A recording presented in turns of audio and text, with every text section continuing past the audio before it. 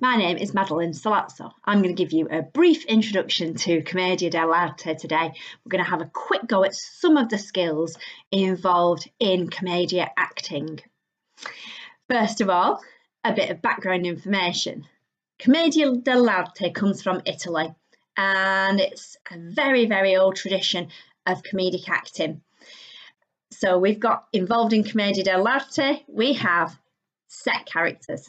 So you've got a lot of different characters and they're always the same.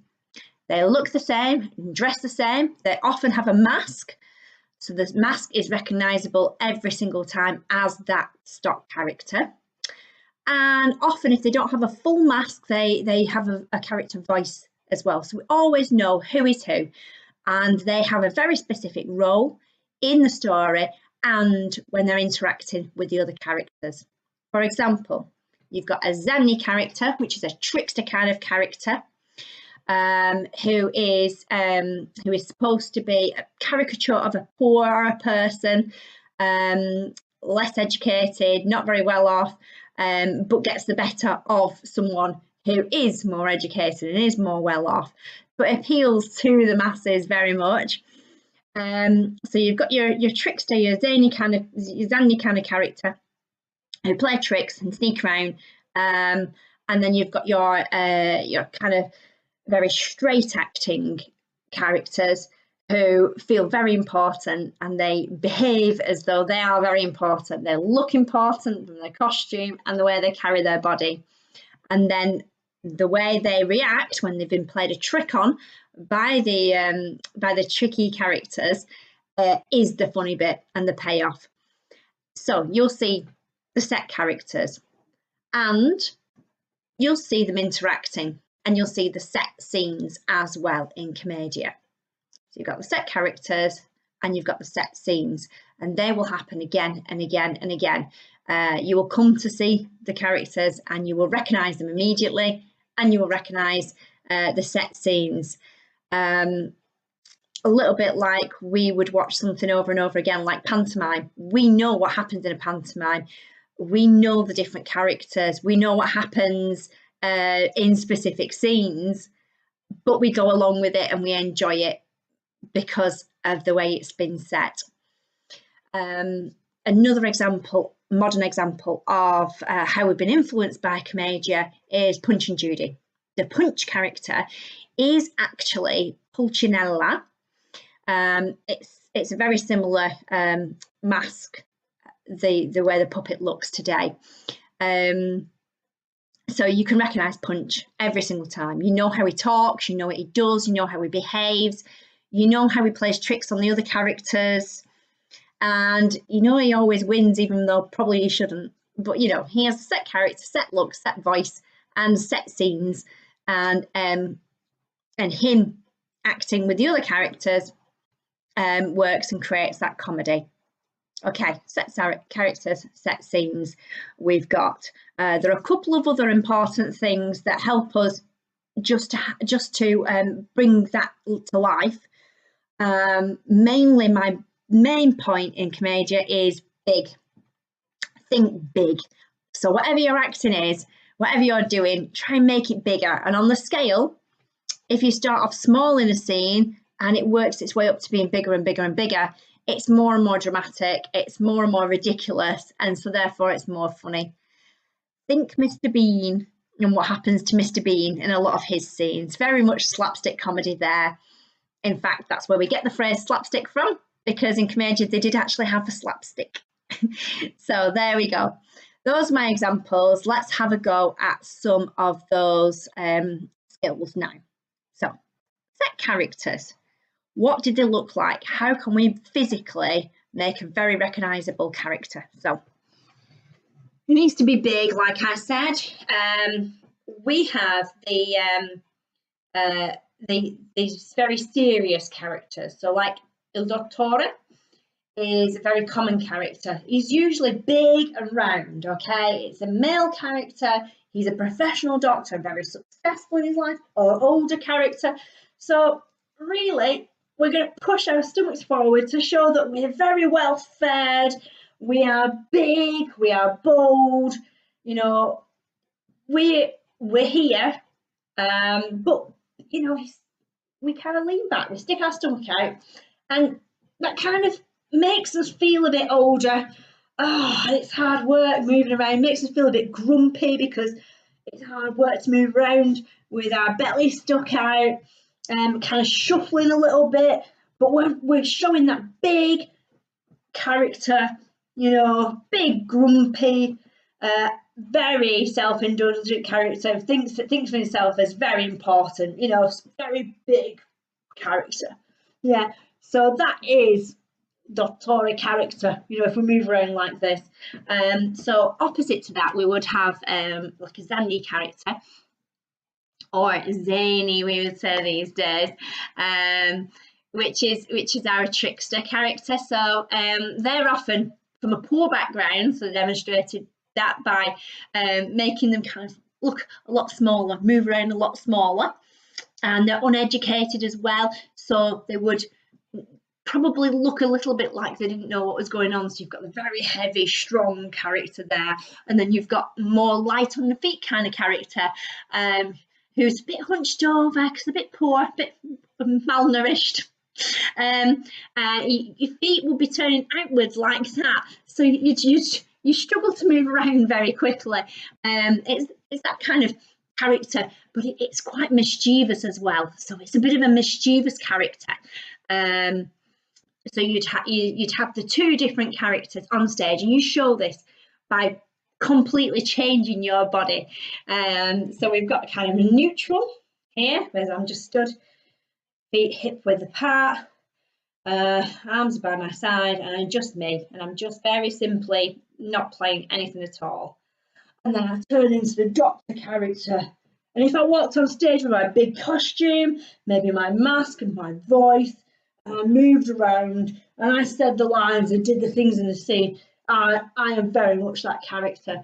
Or if I hunched over and kind of scuffled around, so I've got my shoulders up, my head down, but I'm probably being led by the front of my head there, because I'm trying to be involved in stuff, and I am a bit tricky, so I'm going to cause those little tricks as well.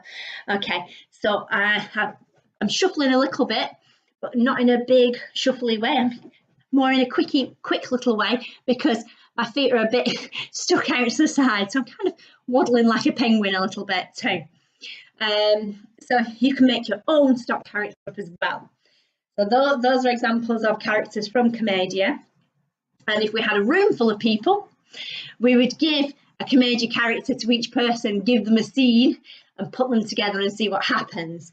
We're just practicing the physicality today. So being led by my nose, that's another way I can create a character. I'm going to push my nose forward, and I'm going to make that come into the room first. Okay, so I'm looking for maybe for trouble. I'm looking for a way to get involved in something that maybe isn't mine. It makes me frown, makes me pull my shoulders back, stick my bottom out a bit, and it also makes my hands go kind of here.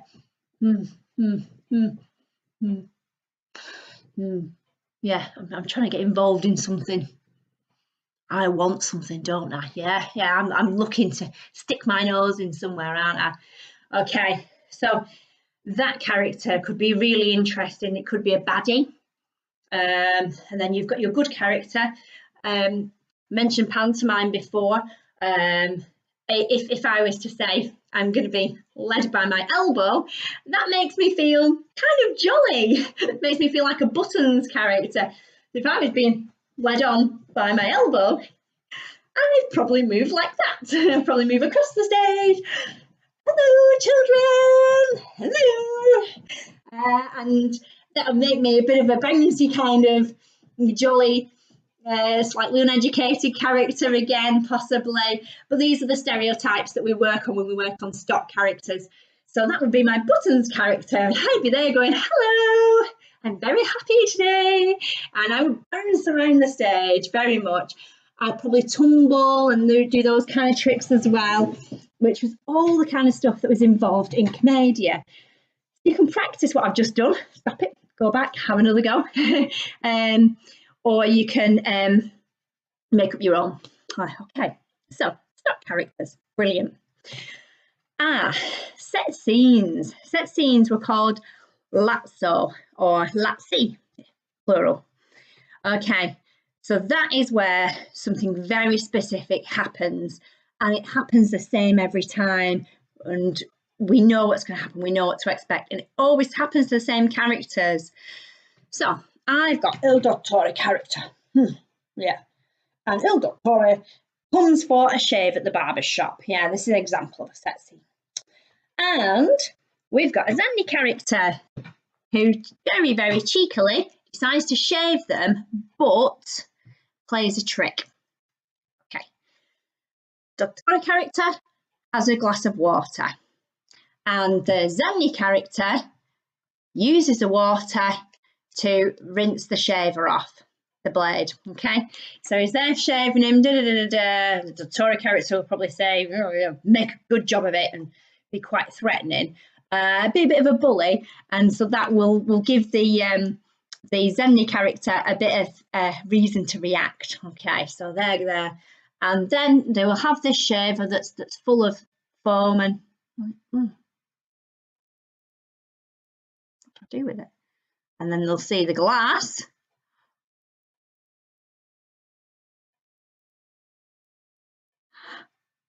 And then they'll ask the audience's permission, kind of just getting the audience involved. And that's another of the skills of the Commedia Dell'Arte. Really important one. Get the audience involved. Okay, so we've got the character, got the shaver, he's got the glass. Got the shaver, got the glass.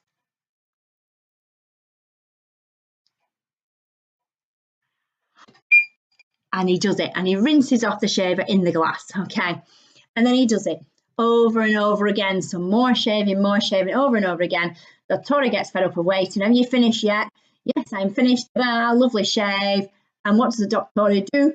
Drinks the water, and then we get the payoff. Okay, the water's full of shaving foam. It's disgusting. Of course, the cheeky character would have a really good laugh at that and probably be chased off the stage. Okay, so they're doing a very specific piece of acting again and again and again, and then we have the reaction and the payoff at the end. So that's what we're building up to. Okay, so that's a lazzo. Lazzo of the fly. It's quite a good one if you've got that kind of straight, serious actor. So you've got, I'm going to be Pantalone, and Pantalone is again a very important, high status character. You know, absolutely very proud, very upright, very strong, maybe led by the chest or maybe by the nose again, kind of looking down at everybody else. So we see that character, and we can actually have individual characters in a lazzo as well.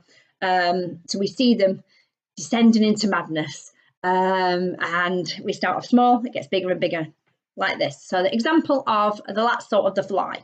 So he's here, a very, very serious character.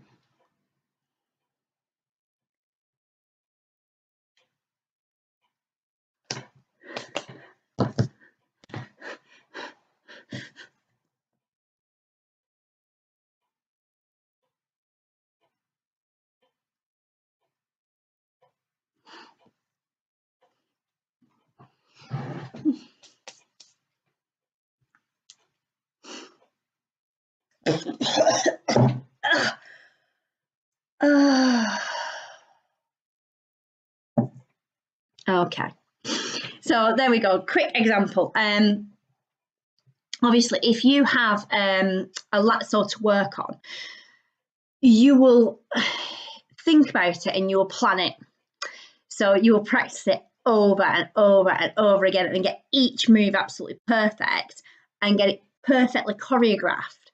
So you will plan. So first of all, it's a little irritation, and then it gets bigger, and then it gets a bit bigger, but then it stops for a minute, and then you start to look for it and think about it, and then you start to try and swat it, and then it gets in your hair, it gets bigger and bigger and bigger for different, So you would plan it out, not improvise it like I just did, but you plan it and you get it bigger and bigger and bigger.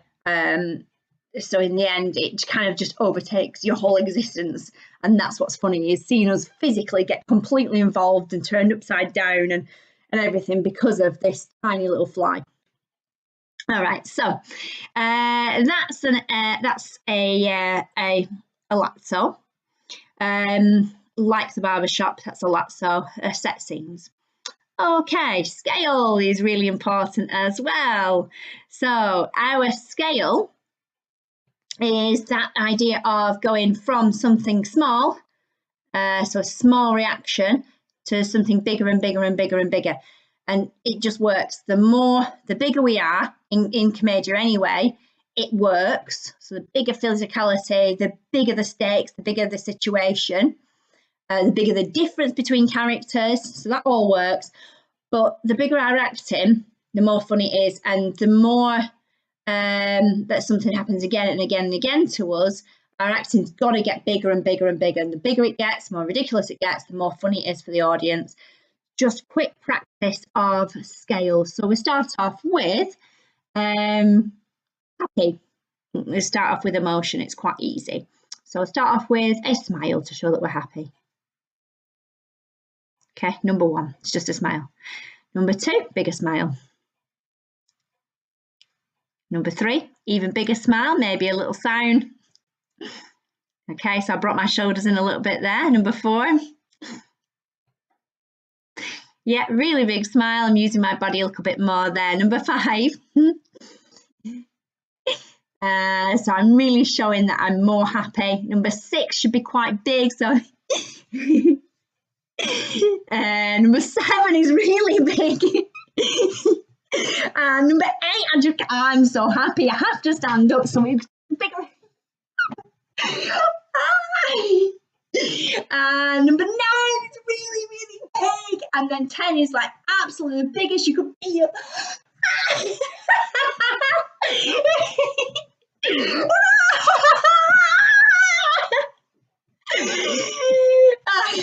Okay, it's quite hard to do that on camera as well. But yeah, if you did that in person in the theatre, it's so funny. It's so contagious. Equally, we can do that with all of the emotions. So we can do happy, sad, scared. It's a really good one.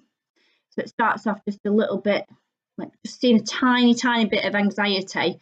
And then it turns into actual full-on, like, you're shaking all over kind of fear. Anger, that's a great one. Because if you've got your cheeky character and they're making the straight serious character more angry, it's going to be so funny that they're winding them up and they get a bit angry, winding them up more, get more angry, winding them up more angry. And then the more angry they get, the more cheeky they get, and the more they wind them up. And that is really funny and can work very well. We've got scared, happy, sad, angry. Surprised is always a good one. So that's one of our kind of stock emotions, if you will, as well. And in love, we always have the lovers characters in shows. In Commedia, it's the same. We have the lovers. So, if we're going to feel that kind of bursting with joy, love and everything, but also in Commedia, because a lot of the comedy is quite suggestive, quite rude. I would, like pantomime, there's kind of double entendre jokes. In Commedia, it's often quite a bit more obvious than that.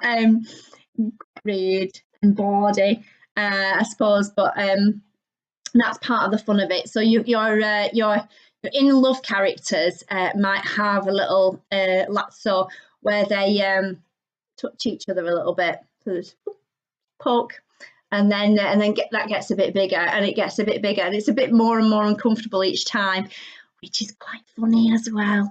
But they like it. So they want to be together, but they're kind of being a bit tentative at first.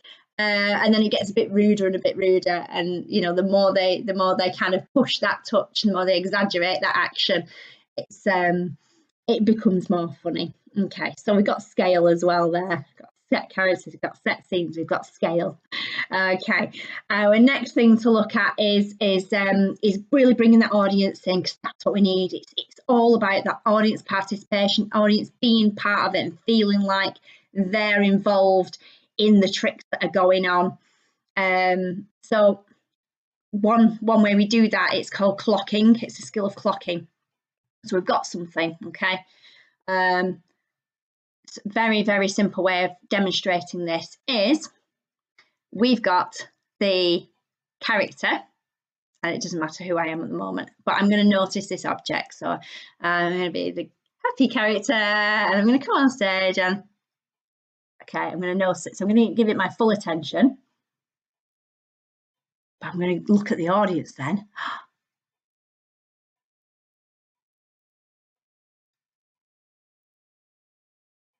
So I might show them that I've got an idea.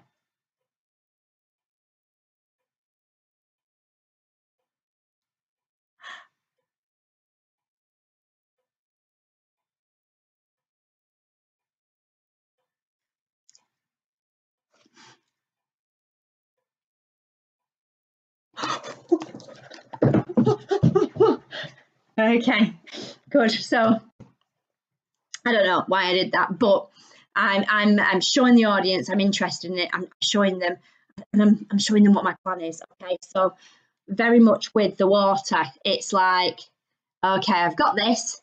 Got the water.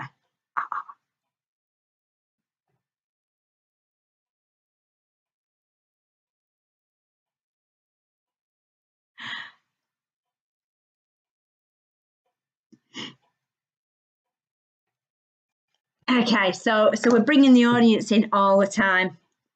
And what I would usually say with clocking, 1, 2, 3, and then some kind of reaction. So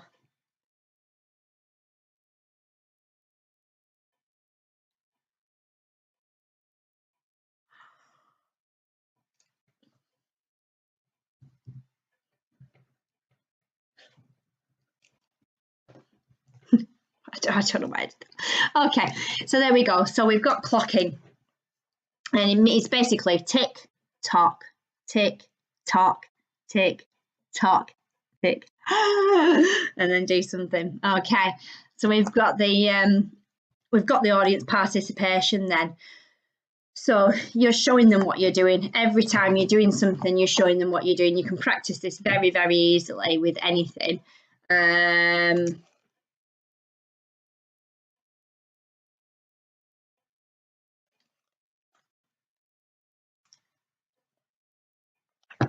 Okay, I don't know, but yeah. So we've got tick tock, tick tock. Look at it. Look at the audience. Look at it. Look at the audience. Look at it. Look at the audience. Okay, I did it with the fly. So the fly flew around. It stopped there.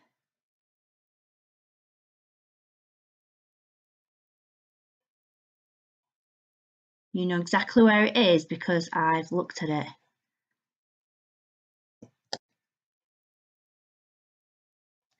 Okay, you know where it is. So I've got your focus then, I've got your attention on that object. Okay, so putting all those together, we've got the lazzo of the fly, which I started to demonstrate to you before. So you've got your stock character, You've got your, and I was Pantalone for that one, you've got your set scene, so you've got your lazzo, then you've got your focus with the clocking, okay, and then you've got the scale as well. So I started off with just a little bit, and my reactions got bigger and bigger and bigger and bigger and bigger, yeah, until my whole body was involved. So those are my starting points and my tips with Commedia. Very much about not being worried, yeah. Try not to. Once you've got the character, you've got the scene, you've planned out what's going to happen in the scene, you know how big you're going to go, which is as far as you possibly can, and you know how to get the audience involved as well. Then really you just need to practice it and perfect it and get it so you feel that progression and you're bringing the audience in. Those are kind of the starting points in Commedia. It's where we begin. A funny one to have a think of yourself if you wanted to, and not have an example of it from me, is the lazzo of eating oneself. I know, sounds bizarre, but the more bizarre, the more funny it is. It's someone who's so hungry, and so we need to see that build up of I'm really, really hungry. Then you need to say, looks quite good. Yeah, you need to see you thinking about it. And what that reaction would be. So we need to see you really thinking about it and really building that up and have a little taste, and then, oh no, I don't want to do that again. Oh, I'm so hungry. And then it starts again. You tell the story, oh, I really want to eat a bit more. I'm going to eat a bit more. Oh, and then you eat a bit more, and then it's really, really good. And then, oh what am I going to do? Oh, I can't keep it, eat my. And then, so each time you're repeating the same thing. Each time it gets bigger and bigger and bigger. Yeah. That's all it is, really. Taking the risks and being big as you possibly can and being bold, not being afraid, involving your whole body, and following those little set ideas of getting that kind of character. It's quite a simple character, quite a straightforward role that character has, and then going along with involving the audience, making it bigger with the scale, and having your set scene to work on. There are other things we could work on with Commedia, just to kind of improve the way we set our scenes and improve our skills a lot. But I hope this was just basic introduction that makes sense and is fun for you to watch and have a go at. Okay, thank you for watching.